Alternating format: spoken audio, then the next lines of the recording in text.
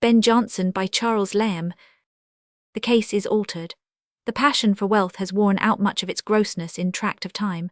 Our ancestors certainly conceived of money as able to confer a distinct gratification in itself, not considered simply as a symbol of wealth. The old poets, when they introduce a miser, make him address his gold as his mistress, as something to be seen, felt, and hugged, as capable of satisfying two of the senses at least.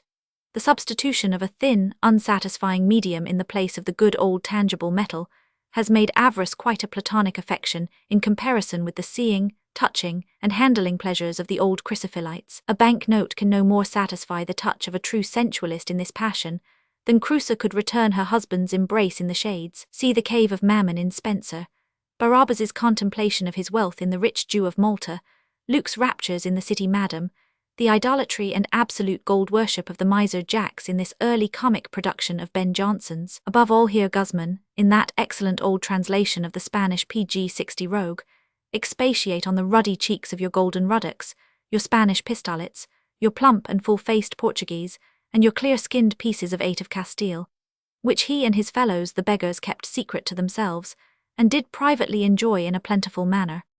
For to have them to pay them away is not to enjoy them. To enjoy them is to have them lying by us, having no other need of them than to use them for the clearing of the eyesight, and the comforting of our senses. These we did carry about with us, sewing them in some patches of our doublets near unto the heart, and as close to the skin as we could handsomely quilt them in, holding them to be restorative. Poetaster. This Roman play seems written to confute those enemies of Ben in his own days and hours, who have said that he made a pedantical use of his learning. He has here revived the whole court of Augustus by a learned spell. We are admitted to the society of the illustrious dead. Virgil, Horace, Ovid, Tibullus converse in our own tongue more finely and poetically than they were used to express themselves in their native Latin. Nothing can be imagined more elegant, refined, and court-like than the scenes between this Louis XIV of antiquity and his literati. The whole essence and secret of that kind of intercourse is contained therein. The economical liberality by which greatness, seeming to waive some part of its prerogative, takes care to lose none of the essentials. The prudential liberties of an inferior, which flatter by commanded boldness and soothe with complimentary sincerity. These, and 1,000 beautiful passages from his new inn, his Cynthia's revels, and from those numerous court masques and entertainments which he was in the daily habit of furnishing, might be adduced to show the poetical fancy and elegance of mind of the supposed rugged old bard.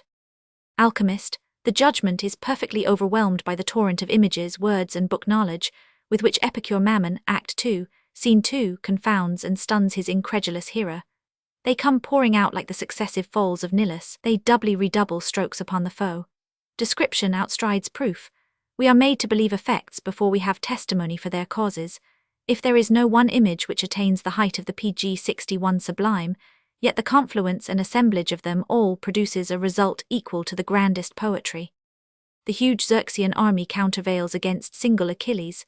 Epicure Mammon is the most determined offspring of its author. It has the whole matter and copy of the father, eye, nose, lip, the trick of his frown. It is just such a swaggerer as contemporaries have described old Ben to be.